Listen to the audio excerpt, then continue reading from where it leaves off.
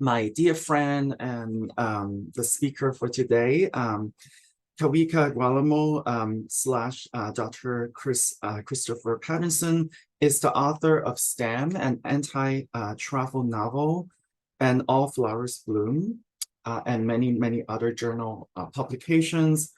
Kawika is the matrilineal name for Christopher B. Patterson, who is Associate Professor in the Social Justice Institute at the University of British Columbia.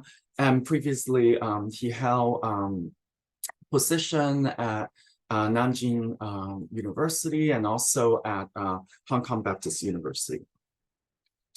And he is the author of Open World Empire, Race, Erotics, and the Global Rise of Video Games, published by NYU Press in 2020, which was the finalist for the 2021 John Hope Franklin Publication Prize of the American Studies Association, and also the runner-up for the 2020 Speculative Fictions and Cultures of Science Book Award. Chris is also the author of Transitive Cultures, Anglophone Literature of the Trans-Pacific, published by Rutgers University Press in 2018, which was the winner of the 2020 Shelley Fishkin Prize for International Scholarship in Transnational American Studies, also with ASA. So without further ado, let me turn the floor over to Chris slash Kawika. Hello. Yeah, you can just call me Chris for the remainder. Chris with a K, I guess. We could imagine it being that way to combine them. Yeah, I'm, like Alvin said, I'm here at the University of British Columbia on the traditional and unceded territory of the Musqueam people. And I really want to thank Dr. Wong for inviting me to this. I wish I was there in person, truly. I'm hoping to get back to Hong Kong at some point soon.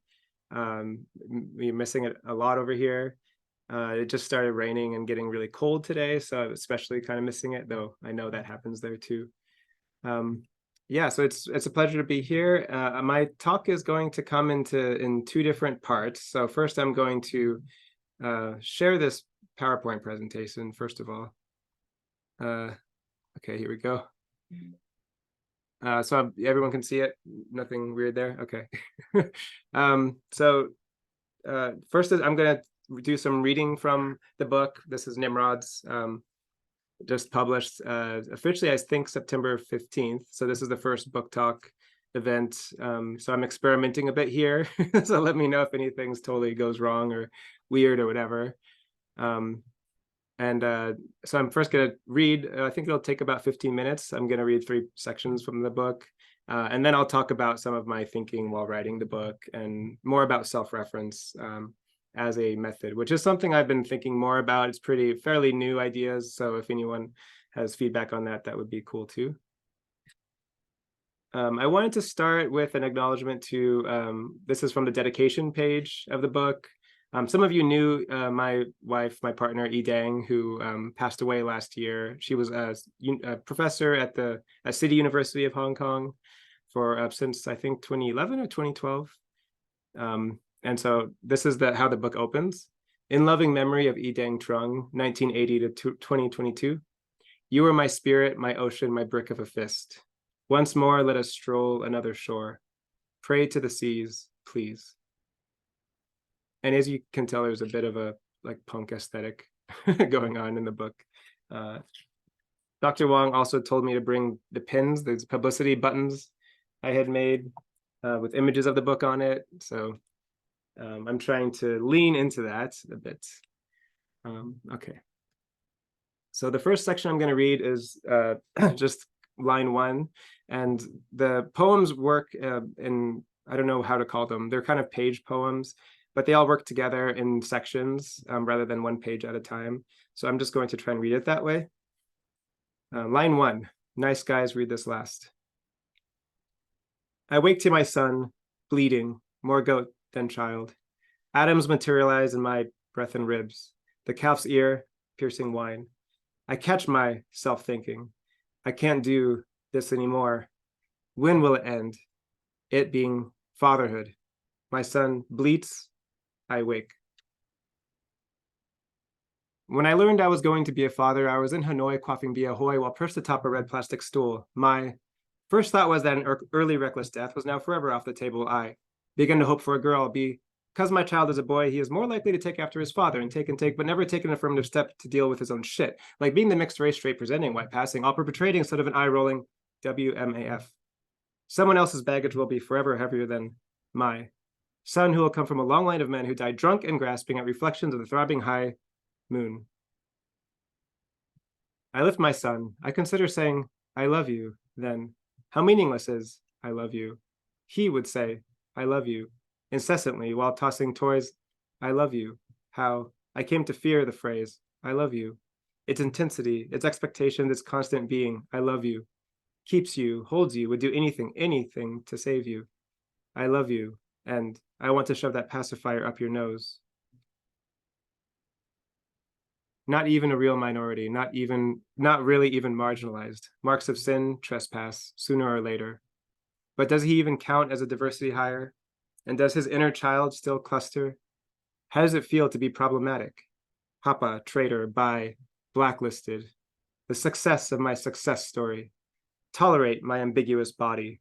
Analyze my Caucasian roots. Bear witness to my background. In case you didn't know, I'm a professor in an institute for social justice.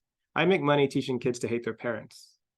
During my first class, I asked students to write their family histories and explore the ways that power and resource grabbing has permitted them to attend this university. I do not join them. I walk the room, check my phone, try to memorize their names, mull over the library gardens, eye the clock tower monument to the pioneers, and glance at an oak bench upon which a committee has paid someone to carve the statements of refugees. The most surprising thing about coming to Canada was to see a person walking ahead of me and holding open a door until I could put my hand on it. Where I come from, people were taught to kill. Rwanda. When I moved to Vancouver, I thought that home was a safe place, a place of prosperity. But now I understand that home is home because of identity. South Sudan. Whenever I start to complain about university work, I think of my father and how he had to leave in the middle of his degree because someone decided to start a war. Croatia. While so many others came from such difficult circumstances, I had nothing to run from, nothing to escape. Chris, Canada.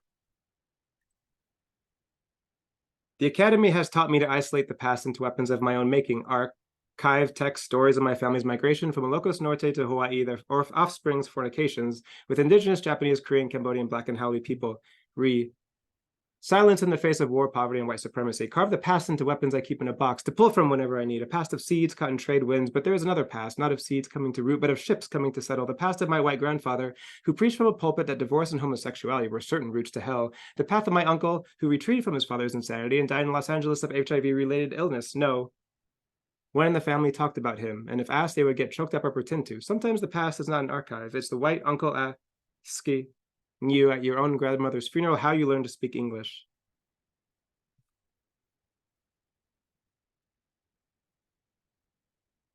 An ode of debts owed to myself.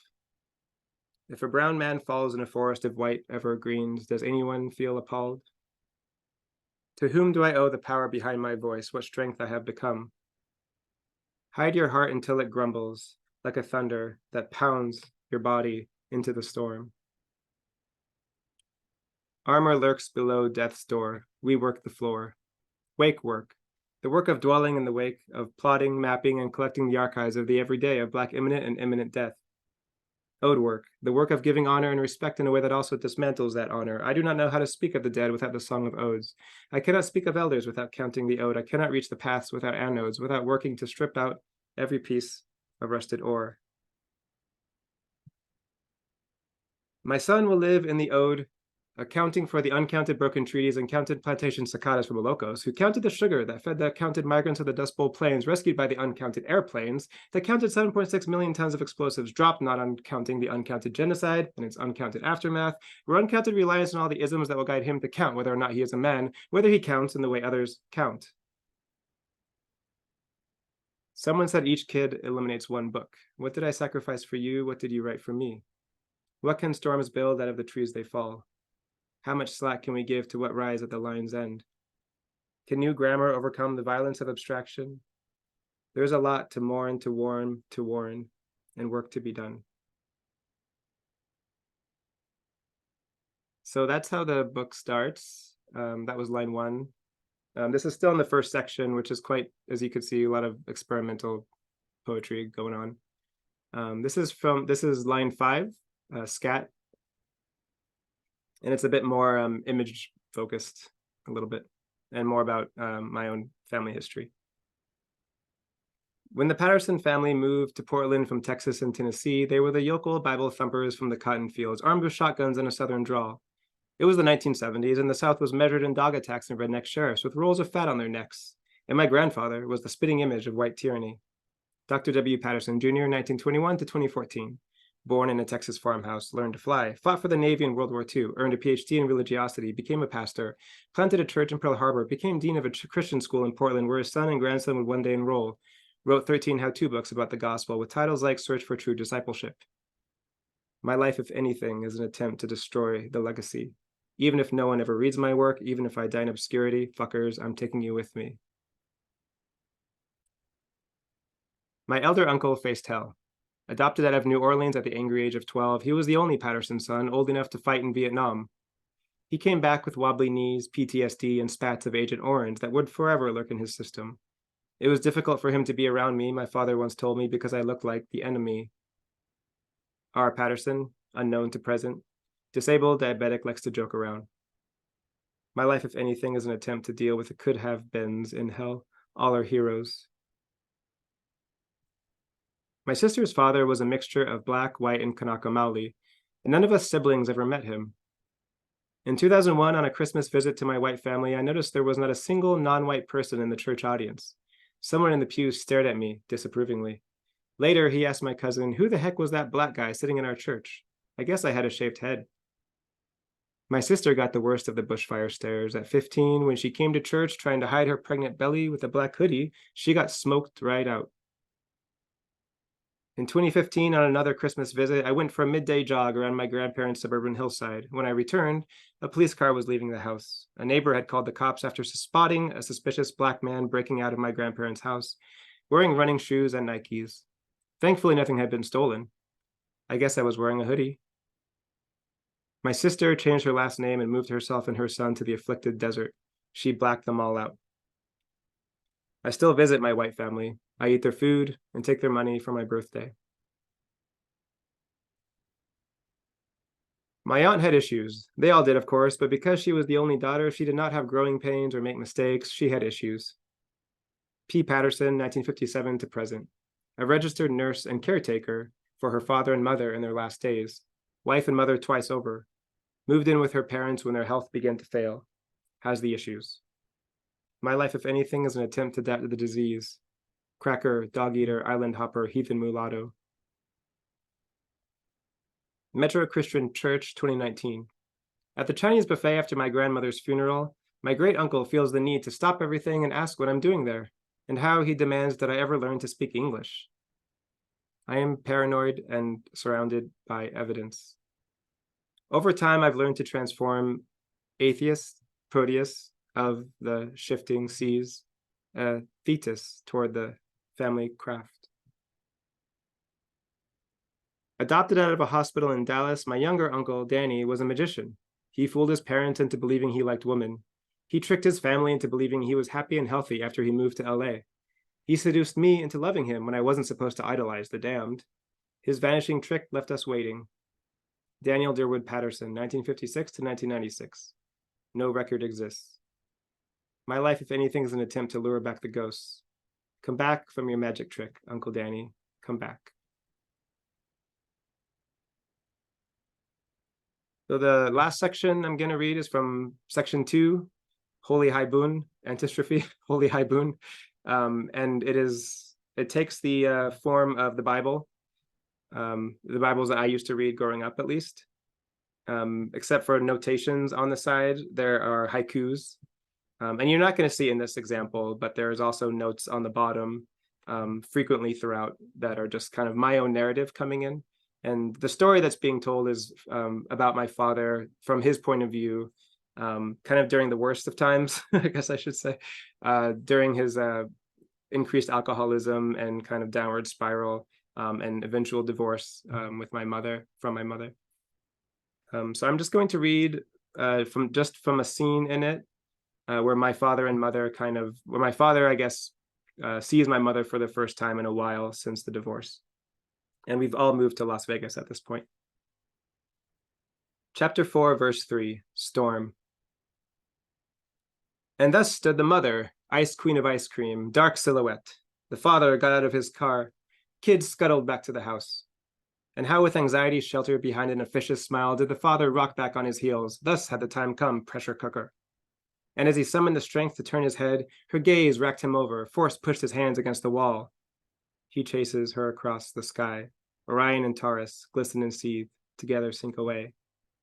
On second thought, the father faced that firing squad. The mother's honeyed smile lingered at the son's, but at him her lips curled in distaste. At him her eyes narrowed. At him she took measure. And how her cleanliness only reminded the father of his own dried out eyes, his own ale-soured breath, his own face suffused with inebriation, his own droopy lips. Thus did the father clear his throat, see himself wince, his jaw tighten, the clouds that battered the sky like bruises, and yea, did his white Ford speak forth, did you not drive all this way from your puny studio apartment on the other side of town? But it's too damn late. Her heart has flown far away.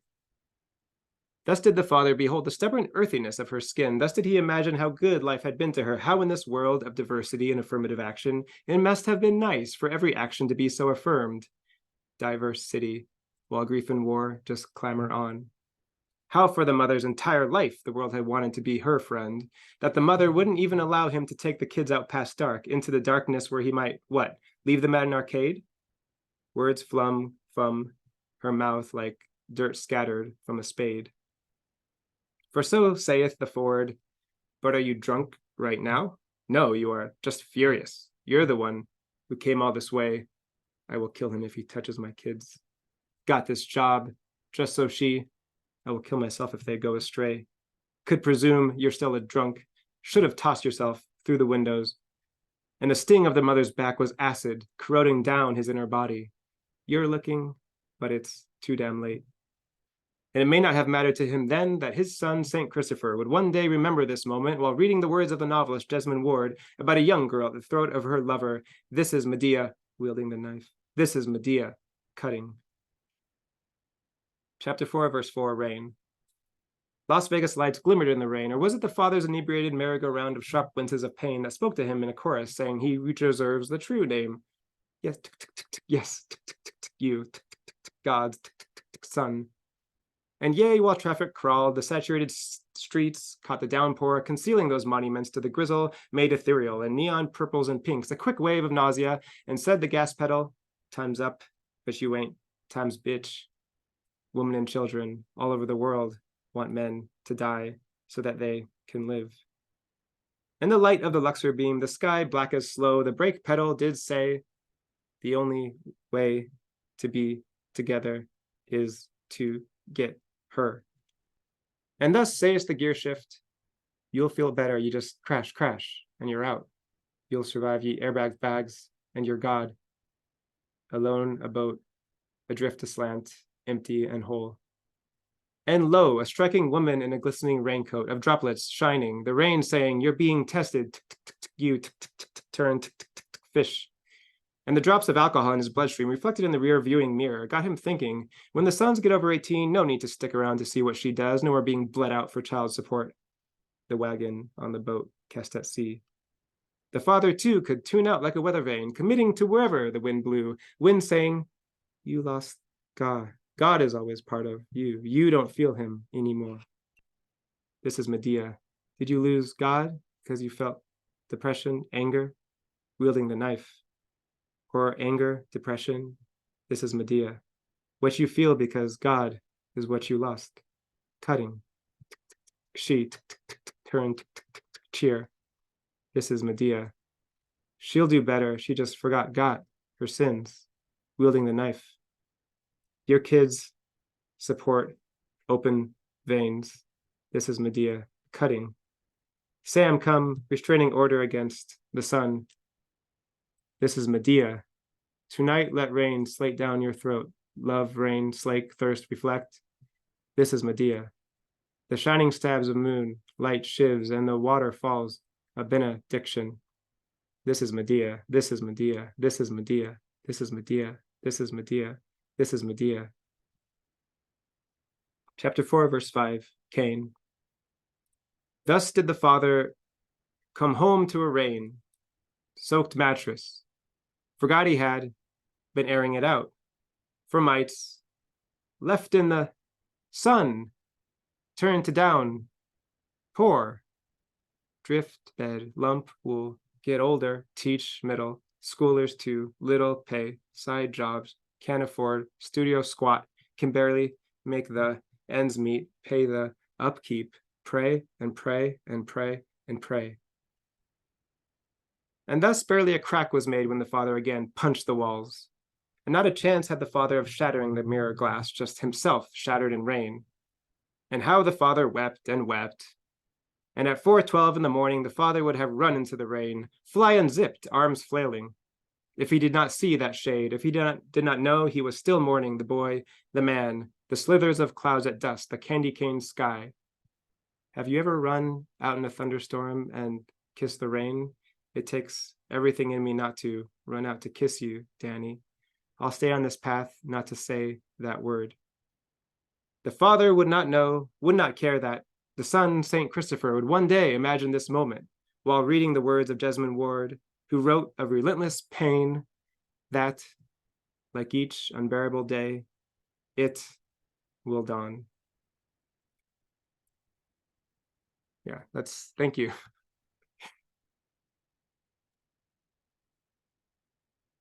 Okay, I'm now gonna switch hats a bit and talk about things that were going through my head while writing the book. And Alvin, if I need to hurry the pace, am I good on time? How much time do you think I have? You can maybe speak for more than around 15 to 20 minutes, and we can open up, after that for Q&A. I might have one or two questions just to sort of open up the conversation. Okay. So when I first tried to think of myself as a writer, I vowed never to write any kind of autobiography. I vowed only to write fiction, fantasy, sci-fi, and essays, but never to focus on me. So the work is, of course, different, I think, for that. I never wanted to focus on me or the people around me, and it took 4 books and a lot of reading, thinking, and experiencing for me to find a style of writing that felt authentic enough to handle the reality I wanted to express, which might go a little way in explaining how some of the quasi-experimental forms might appear here. Nimrod's is a strange, eclectic mixture of poetic and prose forms, but to me, these were the tools I needed to dig deep and not try and subject the raw materials of reality to processes of like stripping down, watering down, polishing up. Though Nimrod's features poetry I've written since childhood, it mostly began in 2017 when my son was born in Hong Kong. And I soon learned that the constant ruptures of thinking that a lot of parents probably recognize that comes with intense sleep deprivation can slow down our attention to words and force us to dwell on their more prismatic and like imagistic hieroglyphic kind of grammars. So words started to kind of come very slowly in a rhythm with a very jagged and adrenaline-fueled kind of flow sometimes. The insomnia didn't really let loose after like 3 or 4 years. It kind of kept going, but neither did this like distorted strum of words. And so that's where a lot of the some of the experimental forms come from. It also comes from a lot of poetry that I was reading. But for now, in this talk, I'm gonna just try and catalog my writing process for the book. I'm gonna use this term, creative self-referencing, meaning the way that writers discover their multiple selves scattered throughout the world and in art, and how they seek to reference them in their own work, against forms of creative imagination that see writers as singular voices who express their identity. Self-referencing discloses the many others, the authors, the communities, the kin, who influence the author's sense of self. So I think this I had to kind of go in this direction to write about myself after I had vowed never to do so, because to me, it's not really about myself. For marginalized authors, self-referencing has become a resistant form of embodied cross-referencing that affirms the writer's non-normative desires, experiences, and ways of being and writing by embracing their multiple points of self-reference and their mini selves. When I first began creating stories, I was younger than I can remember. I first made stories out loud with my twin brother. When we would create live talk stories, like improvised talk stories at night, we would just make up stories in the dark. Eventually, we put them to paper and in comics. We made a lot of comics together. But those stories were never really mine, as they were a mixture of things I was making up with my twin brother. And most of the characters and settings came from video games, like especially Sonic the Hedgehog. And so it never felt like a lonely or individual process.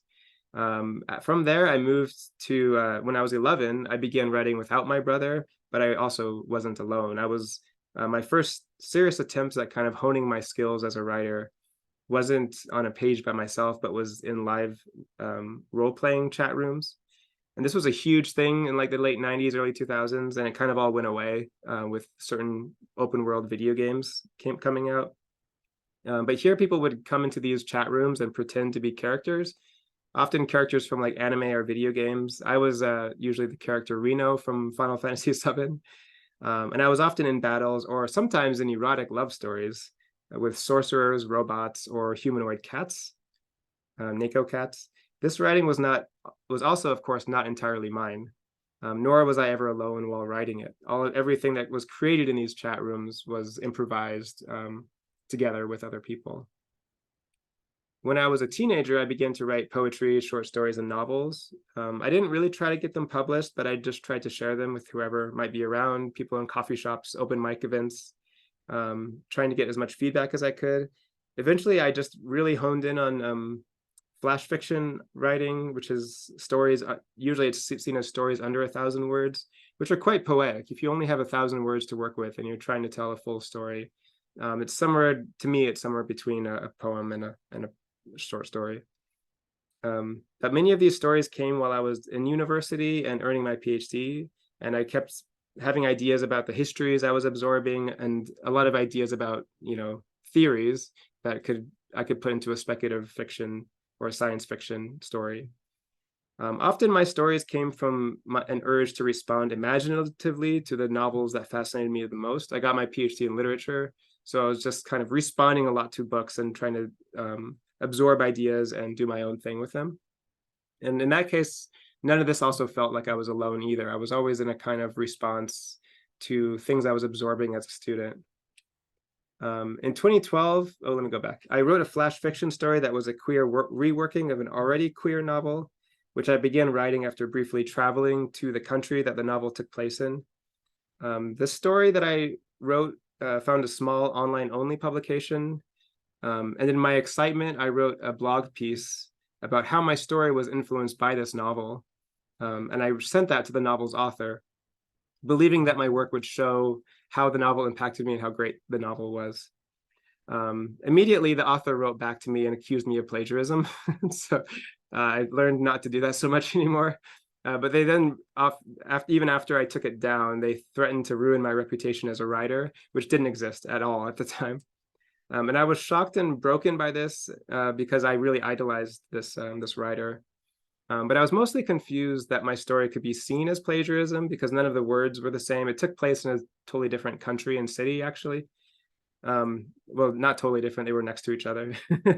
But and since the story itself was only 1,000 words and was, it was completely unpaid and had no audience really at all, it was very strange to me that this happened. Yet still, by writing about similar characters in a similar situation, I had really angered this author who had a large amount of cultural power, enough to end my writing career before it began. And I think there's still some publishers who reject me offhand because of this. But I asked the editor of the journal, of course, to take down the story, and I deleted my blog post about it. But as the years passed, I tried to learn from this experience, but the lesson was quite unclear. Was I, like many marginalized authors, supposed to only find inspiration in the great white writers of the past? Or was the inspiration I took from other marginalized living authors supposed to remain something unspoken and unvoiced, so that my audiences would never know the soils from which my creative works grew? Over time, I only grew more incensed at this author for making me feel as if I had or would ever need to directly copy someone's work. I wondered if they had written similar emails to other aspiring writers, if they had made the place and time period of their novel, which was about marginalized migrants living in a Southeast Asian country, if they had made that a difficult topic for other authors to ever write about, out of fear of a lawsuit or community expulsion. The people who were our subjects as authors, even as historical subjects, surely did not deserve for their narratives to be gatekept by a single author, one who did not even live in the country they wrote about. In defiance, I chose to republish the story as a chapter of my second novel, All Flowers Bloom, and suffer whatever consequences might come. But the accusations of plagiarism never came again, as far as I know, at least not to my face. In book touring for All Flowers Bloom, I began publicly discussing the marginalized authors who influenced my work. There's some article in the CBC, the Canadian Broadcasting Company, about Filipino speculative fiction, where that interviewed me, and I basically just talked about how a lot of stories in this book are like in conversation with these short stories from authors in the Philippines. I tried to be a lot more honest about that and a lot more straightforward, that we are talking to each other, we are influencing each other, and that's not a terrible thing. But I wanted, in my next book, Nimrods, where is it? Oops, I'm tapping the wrong screen. I wanted my influences to be part of the story itself, similar to the way that every chapter of this other work I'm doing on Brown theory tries to begin with a kind of list of all the influences and even potential influences, because you're not exactly sure where the ideas come from. So just to be safe, like throw in some other names there. Maybe it came from that person too. I wanted to have fun, kind of think of a way to track the works and to document where ideas come from. Legal ramifications be damned. So this was also kind of against the advice of everyone as well. We'll see what happens. I have come to call this method of explicit influence tracking self-referencing, a reanimation of a term that's often used to overshare, to mean oversharing or gossiping or participating in like self-indulgence or kind of me studies. Self-referencing to me expands and does not deny all these characteristics to include forms of embodied cross-referencing or the act of discovering different selves, different shades of our own racial being in the works of others, and then referencing those other selves through the way we express our own selves. Though I grew up writing poetry, and in my young adulthood, I pursued open mic nights and things like that. I stopped writing poetry entirely once I was in graduate school, because I was just taught so many poetic terms and forms and discourses that kind of kept me from seeing the magic and release of poetry. But poetry finally did come again in times of hardship. With Nimrods, it came with the complicated birth of my son and in my own anxieties and fears of becoming like my father, which is what a lot of people go through when parenthood comes along. Nimrods also broke a promise with myself about not ever writing about myself or writing an autobiography. So I pursued Nimrods by seeing the self not as myself, but as a collaborative project in conversation with the many self-made works of the past. So the poems cross-reference other poems and novels and academic texts and popular culture and video games, which contain expressions similar to my own embodied experiences and practices and ways of seeing, similar kind of shades of myself. I was seeking to follow the poet Douglas Kearney's advice that, quote, writing poems just to express oneself is like using the internet just for email.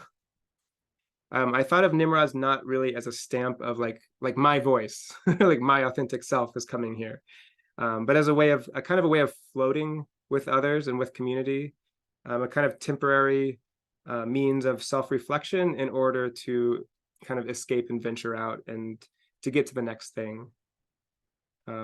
As you can see, so on the back of the book, which is on the left side here, I try to name a Nimrod as three things. One, it's a biblical figure of heaven. So in the Bible, the Nimrod is like the first king on earth, the first ruling patriarch on earth. So the Nimrod is the original patriarch. And it's also a word that my father claimed to invent to use as an insult. And it's the 1997, the title of a 1997 album by a fake punk band, a pop punk band called Green Day.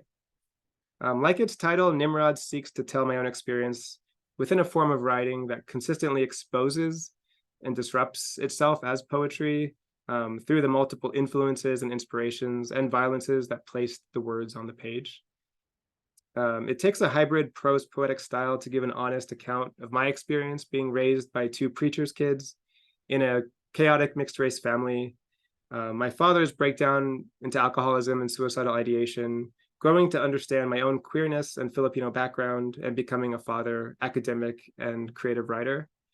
And to do so, the book takes on forms of direct, collaborative cross-referencing, especially with like queer punk poetry, and musical ekphrasis that lifts and remixes and splices apart lyrics and television, things like that. There's a use of odes and sonnets, rhyme royals, haibums, and triptychs and things. So there's a lot of poetic forms also going on.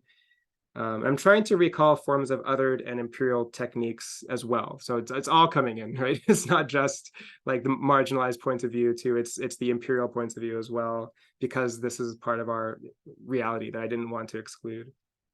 There's constant kind of notations and disruptions that reveal sources of inspiration, context, or forms of violence. So just as an example, this poem comes from the third section of the book.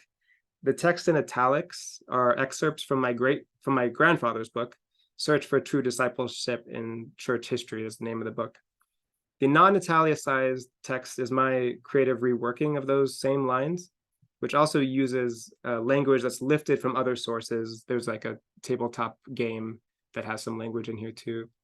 But I'll just read it so we can all see how that works. My white grandfather wrote 12 educational books on Christianity. I still keep his last book on my shelf, Search for True Discipleship in Church History. Supreme, sovereign, infinite deity planned it from the beginning, a teaching, discipling church, a growing Christian teaching, discipling church. Octopedal church, most moist, concentricled church, growing, erecting, disciplining church. In a world gone awry since the Garden of Eden, God has striven to bring to all mankind his saving plan. I awry his funeral, strive to bring peace, plan and abode. The most highly skilled intensive care available must be provided if the suffering patient is to survive. Before he went into intensive care, that highly demented man did not recognize me, but when he looked at me, he talked about how he saw a lot of Asian whores during the war, but did not see their suffering or what else those folks did to survive. We owe it to ourselves as well as to our Lord to search and find the best possible care and cure. The ode, the Lord's pants falling, saying to his wife, oh, just let them fall. No cure, with each step pants searching down, saying boxers didn't care. And to see that it is administered before it is too late. Nothing ministered against woman, gays, us. He gives me none of this. He hated the pulpit, believed in small communities, working things out. Before it is too late, perhaps his glares were just meant to see. As you saw in my reading of section 2 of Nimrod's, the self-referencing also kind of appears in various notational forms, as haikus or as in a haibun, as literal footnotes, as poems in italics, as words in gray, as redactions, and as asides in the poetic narrative itself. In the excerpt that I read earlier, which you see here, the prose poetry narrative, the biblical narrative is twice or several times, I guess, many times interrupted by references to Jesmond Ward's book, Salvage the Bones, whose words helped inspire the very words on the page. And if any of you have read that book, or a lot of Jesmond Ward's work is about very like everyday people, but it uses a lot of mythological language to describe them. Which is very influential to writing this portion of the book as well. So I didn't want to just reference her as a kind of random thing. I wanted to acknowledge that this whole idea of Medea being my mother and so on was inspired by certain things, right? Specific things, not to just say like, it's inspired widely by literature, you know. Jesmond Ward inspired that. So all of this self-referencing becomes very explicit in the last section, the envoy section, which works as, it's a notes section, but it's also an acknowledgement section. And it's thanking the authors and colleagues and friends alongside citations that mark quotations and influences. And so here you can see the first couple pages, first 2 pages of the invoice section. Sources, citations, acknowledgements, and inspirations are all collected together, and they're referencing the page number. So you can actually see the physical like page number that I'm thanking certain people, like you inspired this poem, you inspired this one. So Nimrod tries to participate in self-referencing not as referrals to the self, but as a form of embodied cross-referencing. And I'm thinking of this similar to the way that like journalists will need like 2 sources to like confirm that an event happened, right? You know, you have a violent event and they have to, before they can report on it, they have to call around and make sure there's different witnesses, right? I see that as a kind of way of that we form ourselves, that we rely on others' experiences, we rely on texts, we rely on video, on songs, to give us these multiple points of reference. So it's less about affirming an identity and more about validating and just realizing the shared ways of being that we have and carry together. And the ways that we also interact with the world, which do not get easily equipped toward political ends, nor do they remain stagnant within a sole representative text, a character, or an author. So then rather than see this kind of like, I try to like go on this whole thing in some of my other talks that you might have seen, where I talk a lot about craft. And I think of craft of writing not as like making a shoe, but as like a craft, like a ship. Like, so craft of writing is like a ship that carries us from one thing to another. And embodied cross-referencing kind of works that way because we are also not making these ships alone, right? Ships can't be made by one person unless you're on a desert island or whatever, and you're just in palm tree land or something. But you need all these different people to play different roles, right? And just writing things down and documenting things is just one of the many, many roles that can be played on these crafts as we venture from one place to another. Yeah, I think I might end there. How much time have I spent now? Should I keep going? Maybe some final words to, yeah. Okay, so the last paragraph I'll read then. Do I have a last slide? Okay. Movements of self-critique and self-inquiry arise when we trace ourselves through others. This is something I think I learned while writing this book. So creative self-referencing wasn't an idea I had while writing it or before writing it. It came after, almost before it was published, like not too long before, as it was being copy edited and things. So I learned that through the process of writing it. And just as there is no kind of one exemplar, no perfect representation of a racial type or of ourselves that can grant us empowerment, so is there no one expression of our ever-changing transitions, our ever-changing selves, even as we write them down with our pens. For those of us who have been rendered non-human, parahuman, or merely not counting in the way others around us count, our sense of selves comes not from a universal consensus of the human, but from forms of cross-referential verification that validate ourselves to ourselves, right? We've interiorized a lot of our own kind of self-violence and self-harm. And a lot of, as you see, a lot of Nimrod is about suicidal ideation, about self-harm, and about some very dark things. And so having this ability to cross-reference, I believe, actually helps in a very foundational, psychological way, can help that way. Our self-referencing acknowledges all the sources we found that say, yes, our way of seeing, our way of being is true, and we can prove it because we can trace ourselves through so many multiple accounts. Our sense of self transpires in our shared context and in our collaborations with others, even if those others do not offer refuge, but danger and pain. So that's why I try to stress you got to include the bad stuff. You have to also include the imperial things. All the bad things about yourself are also, things that validate in some ways who you are, right? I don't want it to just be like, oh, all those great, things that make me proud of who I am. It's also the bad stuff, right? I think that's really important. Something I tried to push for in this book.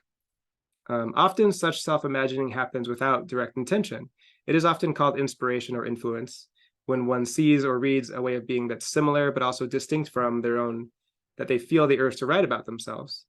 But by only referring to the self in reference to our other selves expressed by others, some near exact and sometimes only briefly so, self-referencing challenges any imaginative consensus of a type of racialized people. For writers and artists, it allows us to move alongside our various selves, to flow through the ways we see parts of ourselves and others, and them within us.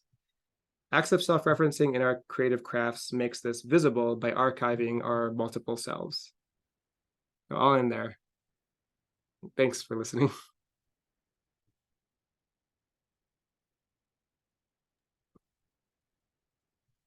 And Let me before stop opening this. up, and thanks so much, Chris, for this. This is just wonderful, and it helps me. I'm still in the middle of reading. I made it to half of the book, but I'm already really impressed by how you stitch and unstitch the multiple selves, and really, you know, and in conversation with both creative writers, and also academics. And the title of the book, Nimrod's, is self-references some central biblical figure of patriarchy, but I really see how your book is also sort of deforming and deconstructing patriarchy. So maybe just starting with that, can you say more about how your book engages with, say, affect theory and Asian American studies? Because it seems like both might not do the kind of work that you want to do adequately.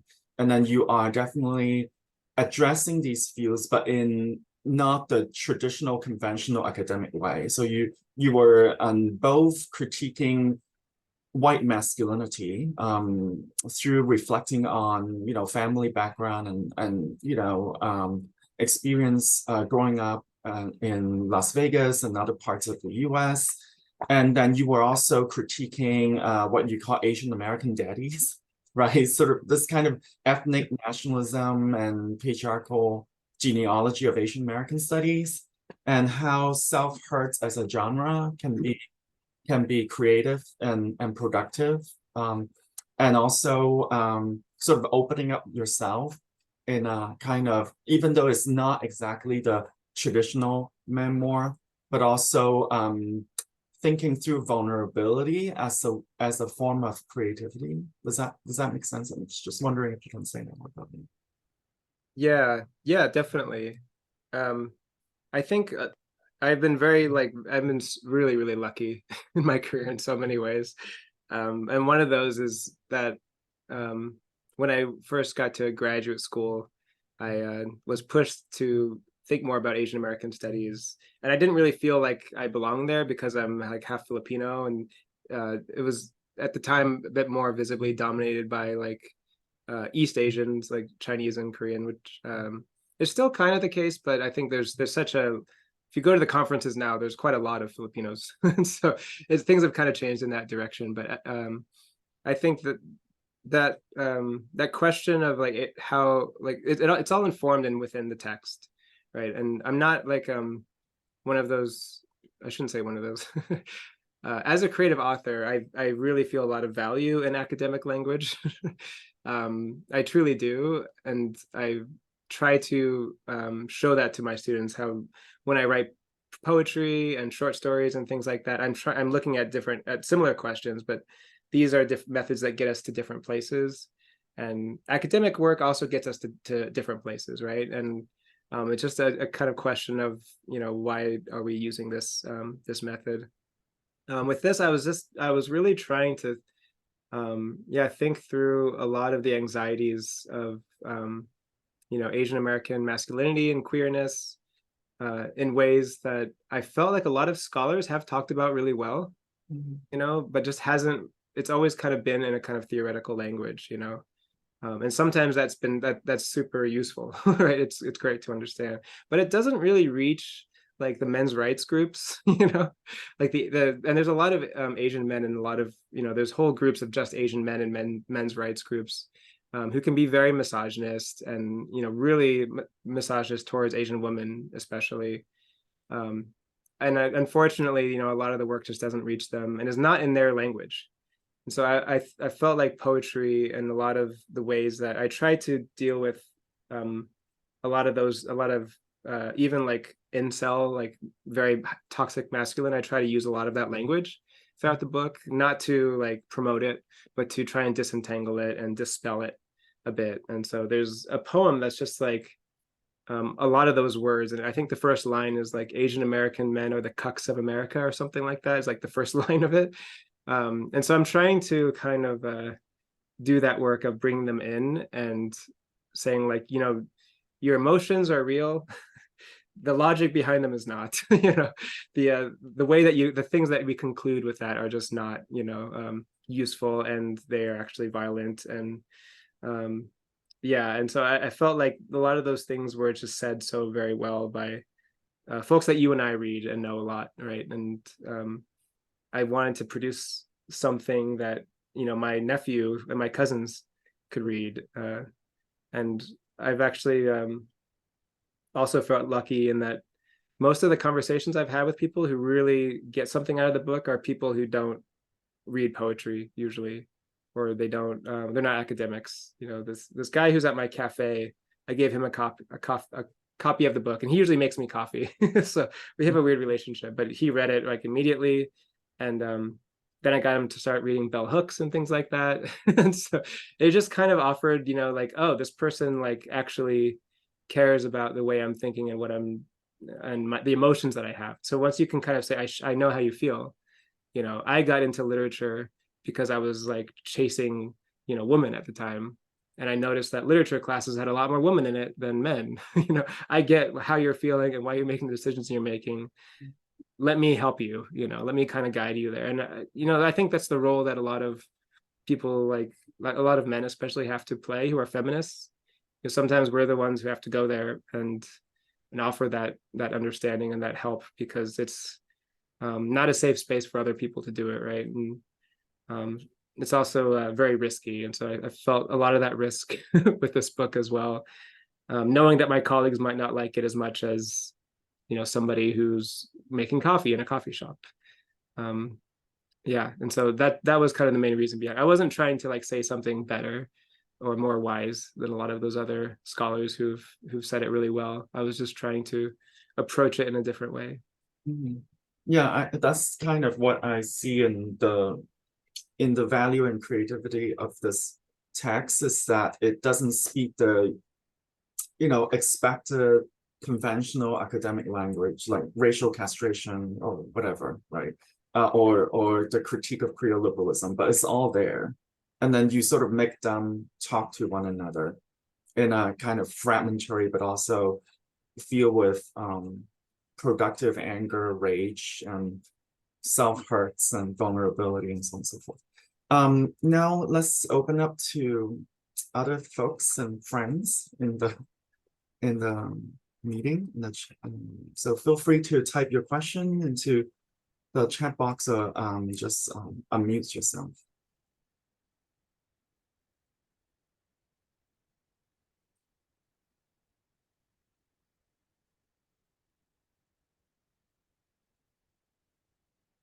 Hi, Chris. It's so Hi, nice to see you. Hi.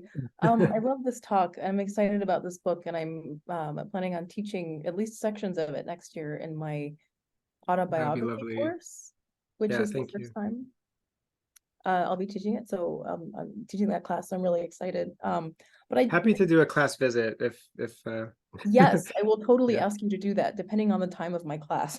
It may work out better or worse for That you. is important.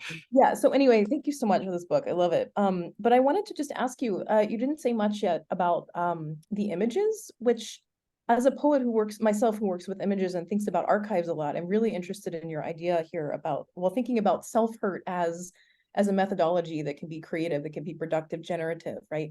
But also you have like actual defacing of photographs, like that the selves that are being hurt there are, you know, they're flat because they're an image, but they're also a historical archive. I think maybe family photographs, most of them.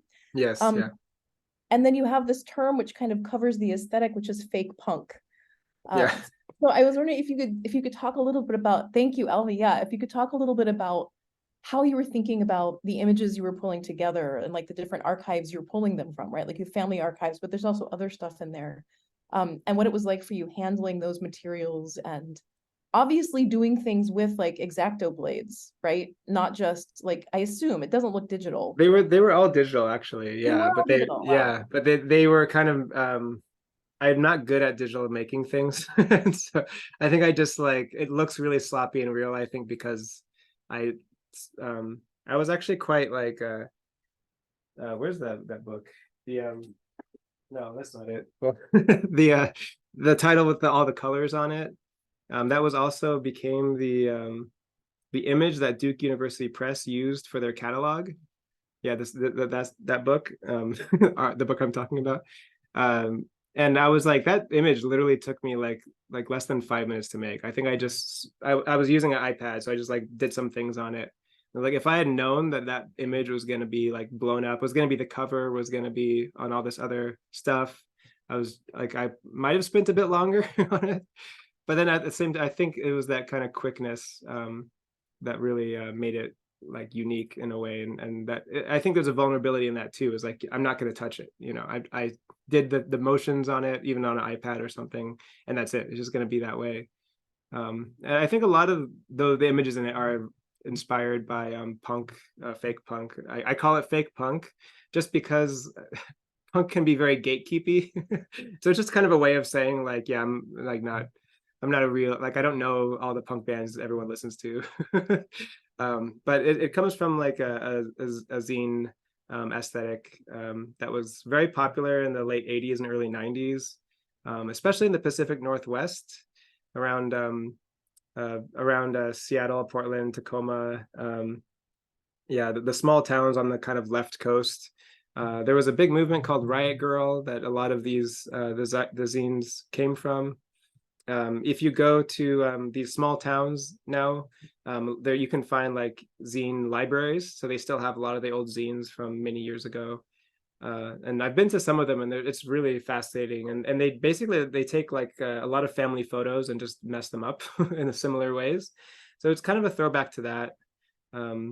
And there's a lot of, you know, fearlessness out there in the way that a lot of, it was mostly women, mostly white women, but some women of color as well, doing that. And they would mail them and distribute them. So this is before the internet, right? So they would just make these zines through like printers, staple them together, and then distribute them and mail them, and they'd have mailing lists. And it was like $1 for a single zine.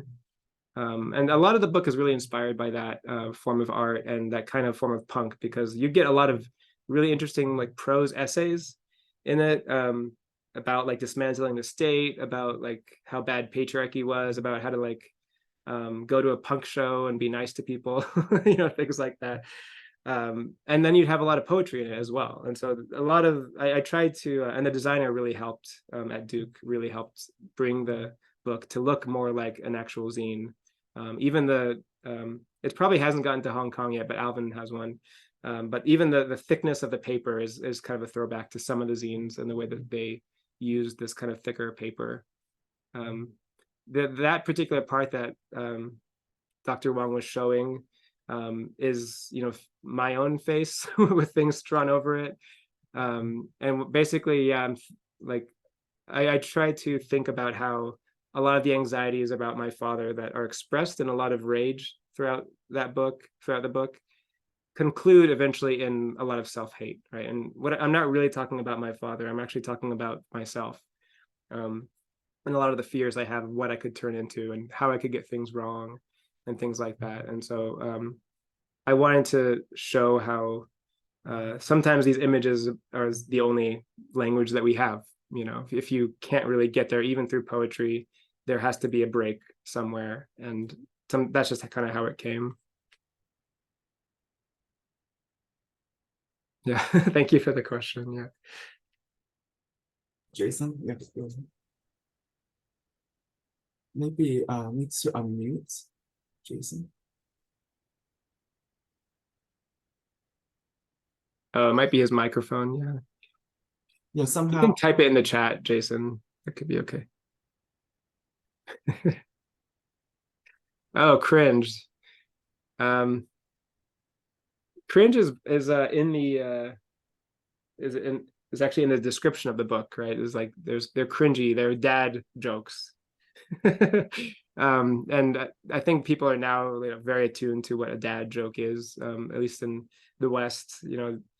And I've thought a lot about, I've taken on a lot of dad jokes, and I just tell my son really bad, you know, jokes that are puns. and he laughs, and it's amazing. It's amazing to hear your kid laugh over something really dumb you said. And so it's like you kind of get, as a parent, the power of poetry in a weird way to make somebody like just completely laugh and feel such immense joy when there's like nothing to do. You're like standing in line somewhere and you just start telling jokes like, hey, the horse is eating hay, you know. And the kid will laugh, and it's just beautiful. And I'm probably going to do that. I'll be like, I'll do that for the rest of my life. I'll make dumb dad jokes to him forever, because it releases this kind of like, nothingness, this like deep anxiety of like, am I a good father? I don't know, but I made him laugh. So there's that, and so I think cringe kind of plays into that too, is that that you can like write poetry, and a lot of the poems, and the very first line in the book, I think, is can't write for shit these days. So that's a line that repeats throughout the book, can't write for shit these days. And as I was writing Nimrods, actually a lot of this came in Hong Kong, because like I said, I hadn't written poetry in a long time. And it was actually like seeing talks by like Collier and Nicholas Wong and Tammy Ho and a lot of others. There's a really cool poetry community in Hong Kong, open mic communities as well. And I just kind of realized, like, I think I can like try and do this again, like I just felt the joy of poetry, which I hadn't felt since I was a teenager, really. But in order to like, being kind of already a writer and having some books out, I was like, if I start writing poetry, it's going to be bad. It's going to be really awful stuff. And so every day when I started writing for Nimrods, I would write down like 5 or 10 times, can't write for shit, I can't write, this is gonna suck, like whatever's coming out is just gonna be awful. But it needs to come out, and I feel it, and it's gonna be whatever it is. And so I tried to keep that too in the book, this kind of like willingness to be vulnerable, to be cringy, to be dad jokey, and to just kind of own it, like this is and this again kind of comes from that punk aesthetic too, is like we just are who we are. And yeah, trying not to feel shame about it is hard. But writing does help us get there. I guess Jason has some follow-up comments and questions. What do you think is the relationship between vulnerability and cringe? What did you learn from engaging with those feelings? How does that process work? I guess your answer just now maybe addressed some of this. And especially as an autobiography by someone who vowed never to write an autobiography. Yes, yeah. I feel like I started writing it not just because of the anxieties I was feeling. It was also just because I do have a really weird history. And I've known a lot of people who passed and died, and a lot has happened in my life. And there were times where I was very close to ending it and things, and a lot of that I had blocked in my mind. And so I started talking to people in my family, and they were like, oh yeah, you told us when you were 19 that you hated us because we kept trying to keep you alive, that we were trying to show you how there was things to live for, and you hated us for it. And I was a jerk to them and all this stuff. And I think a lot of it just kind of came actually with, living in Hong Kong, and then just kind of reflecting back, like, why did I do all those weird things? Why did I think that way? Especially after becoming a father, I was like, I can't do that anymore. I can't be reckless and just travel places where I might not come back. It's just not really in the cards once you have that responsibility. But I also thought, like, there's actually a lot to that I can share, because it has been hard to overcome it. And it has been something that poetry and literature and things basically like gave me life, and even things like video games, like, and music, right? I wanted to include all that in there. That there were times where I would just say, I'm just going to stay alive long enough to like, so I can play the next Final Fantasy game, and if it sucks, then bye-bye world, So I had this, like, sometimes it was games, but I wanted to kind of express how those things had all kind of made me who I was, and share that with people, because I'm sure there's a lot of people who feel that way, and don't really think back and realize just how hard it has been to overcome the things that they did. And there's a lot of, I think with bisexual people particularly are like twice as likely to be depressed or, be thinking about like suicidal ideation and things like that because they're hiding, and there's just a lot of shame and masculinity as well, and trying to kind of be a good father, and have that responsibility. It's just something that and my own father too has had a lot of that. He attempted suicide several times, and so I felt like I had inherited a lot of that. And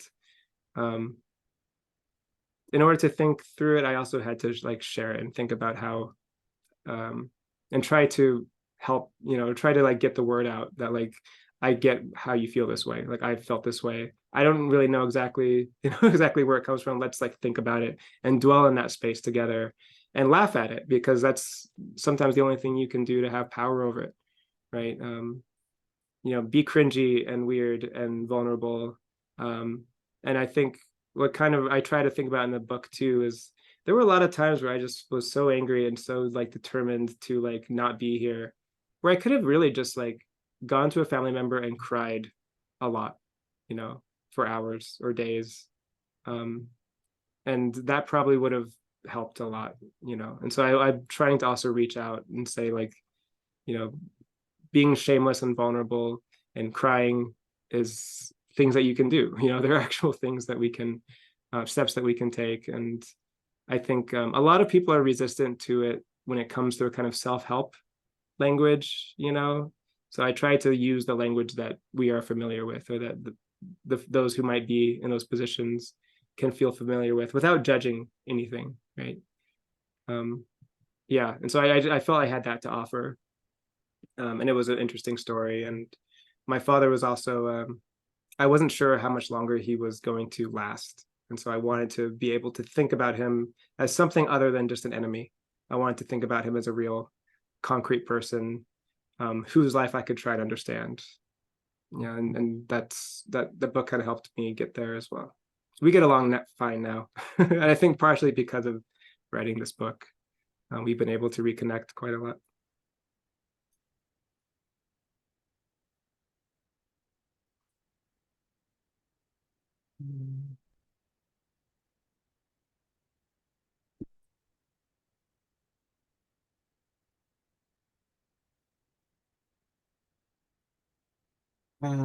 Any other questions from other attendees before we or any other sharing from Chris?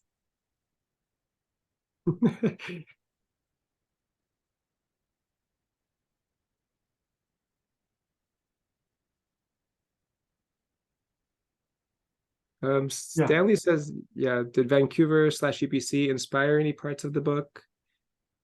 Yes, so there's some sections that are more about Vancouver. I don't think I use the word UBC in it, but it's like implicitly about UBC, or about, because I teach at the Social Justice Institute here, which is featured in the book several times. Partially just kind of as a like offhand, like, here's the dark, weird thoughts I have as a professor of social justice, right? And I wanted to kind of get past a lot of the expectations and performance of what that means to be doing this kind of work and doing that kind of teaching. And I think Vancouver itself also just felt like, continues to feel for me like a space that relies a lot on performance, but performance of like ethics and morals, like constantly. I just noticed whenever I like Zoom with people that aren't in Vancouver, suddenly there's like just this immediate release. Like we can talk to each other more as humans, that we're not scared of like, gossip coming back to us if we say the wrong thing or don't do something right. And so I feel like a lot of the book was written, it started in Hong Kong, but a lot of it was written in Vancouver, partially as a way to kind of resist that, what do you call it, that civility, because it's a very kind of white, upper class civility that the rest of us are all just expected to go along with, and there's so much presumption about just the kind of language you use. and so much demand to conform to a certain like idea of how we should talk about like race, gender, and sexuality that can really exclude people based on class, race, and sexuality, right? It does the opposite of the thing that it's claiming to do a lot of the time.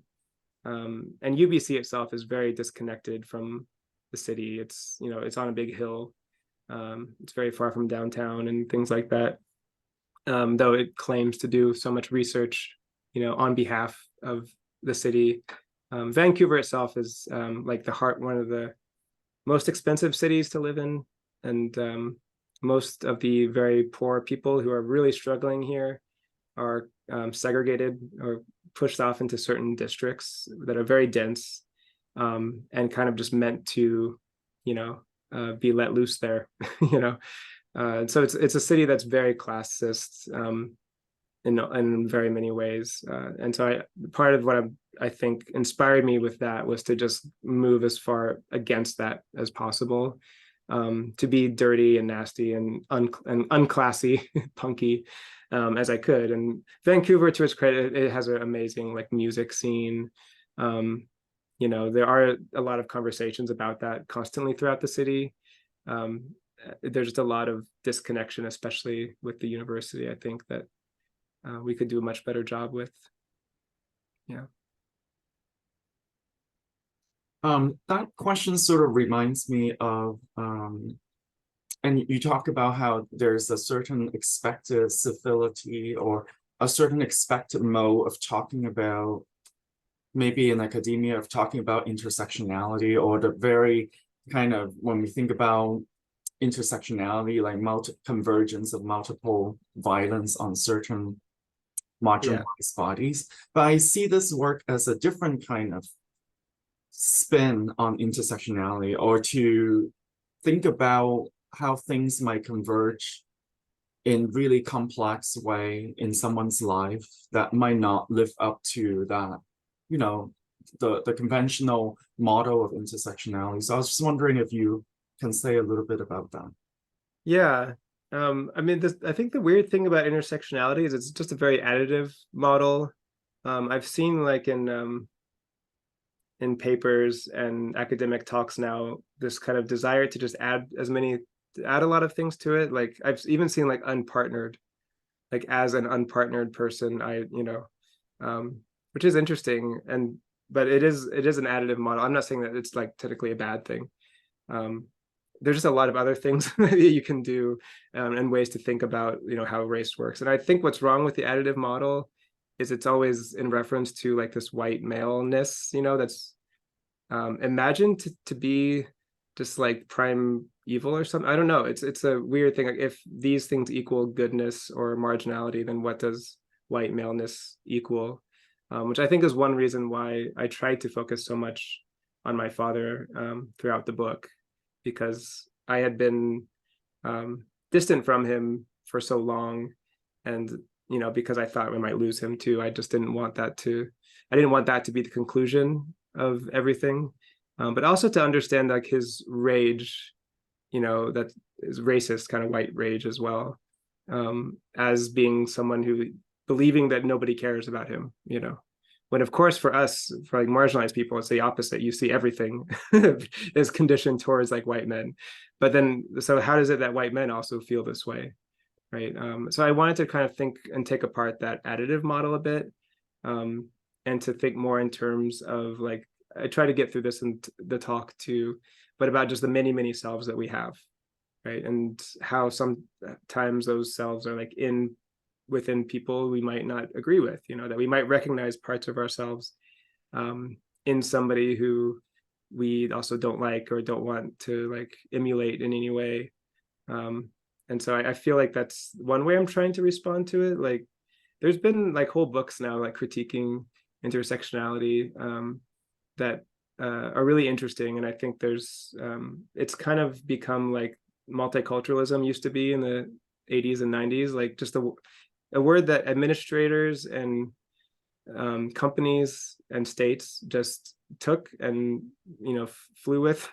And so it's not like intersectionality's fault really, that thing, but it is one that we tend to see as like the model. right?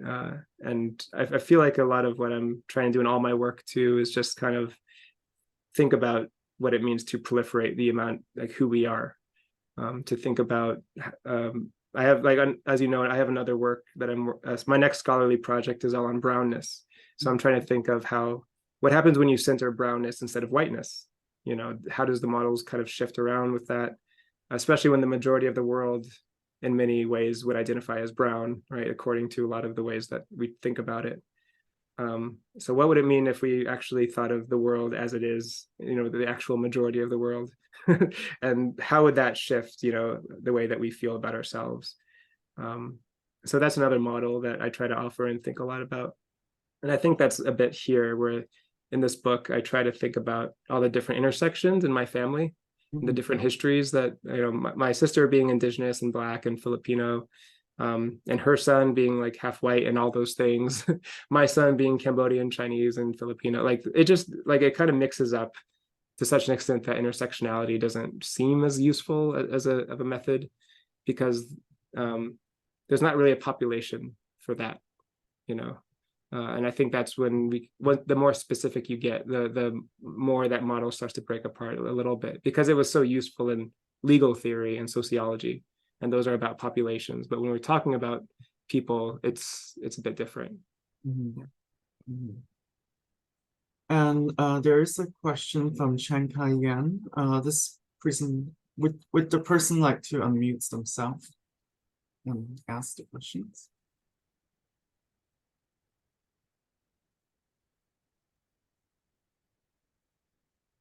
Maybe not, so I'll just read it.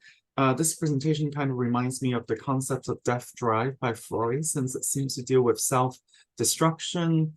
The last memoir I read is Educated by Tara Westover, which is super inspiring. So I think Chris is going a different direction to mediation of self. I really want to get your book, Chris' book right now. And That's really nice. Yeah, I haven't read that book. There's so many books that kind of went into this as well, and people who I met and things like that. So I tried to make that envoy section a kind of like reference list too, like here's all the people I love reading. And I think a lot of the book was like inspired by like Solmaz Sharif as well, just seeing the way that some writers could think about poetry, and memoir too, and like violence in very like structural ways, but through the words on the page was always really inspiring. With Death Drive, I feel like that's kind of I wasn't thinking about that like Freudian concept while writing the book, but I feel like yeah, I feel like that could be read a lot into it, because so much of the book is about, you know, like recklessness and this kind of will to keep pushing, you know, in ways that are like, well, especially the last part. There's, I don't know if many of you have seen it, but there's like a hidden poem at the very end of the book after the notes section, and it's a page long poem, but it's basically a thank you to the reader. That's how it's narrated. But it's inspired off like a Gwendolyn Brooks and Ross Gay kind of poems, but it is about, it's thanking the reader for having all of these ways of like self-harm and choosing not to, you know, and thinking these thoughts on almost a daily basis, and choosing to read this book instead, and, you know, and just all the different things that kind of pressure us and push us, but choosing to like look at the sky, you know, choosing to sit and lie down on a park bench, you know, like I feel like those really small gestures of ways that we get pushed, but then just kind of hesitate and find other, you know, things to focus on, to ground ourselves, I guess would be another way, a more like medical way to put it. I try to offer that as a kind of form of gratitude, because I think that's what helped me a lot, was like seeing the way people were grateful for me. And I think it's especially a thing with like masculinity, that we assume that everyone's waiting for us to leave, right? That we're just completely useless.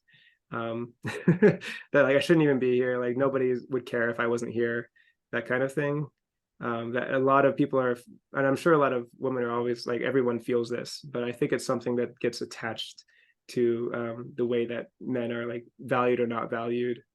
And so having to constantly find something to do, like make a dad joke, suddenly makes you feel like you're of use or of value. And so the last poem, I really want to just thank people for, like, and say you are valuable. Like, I do appreciate you being here and having gone through everything that you've gone through. Because when I've heard that, that has sometimes made a huge amount of difference, you know. Yeah, and you got to hear it every day. So, yeah. With that, I just want to thank Chris again for sharing your multiple selves and sharing your writing process with us. And hopefully, as we talked about earlier, maybe during your research leave sabbatical, you can come to Hong Kong and we can figure out something and continue the conversation. And then we definitely need to catch up another time. Yes. Yeah. I would love that. Yeah, I hope to come to Hong Kong soon. I really do. Yeah. And so we'll conclude today's event and look forward to seeing some of you again in our next CSGC events throughout the semester. Thank you.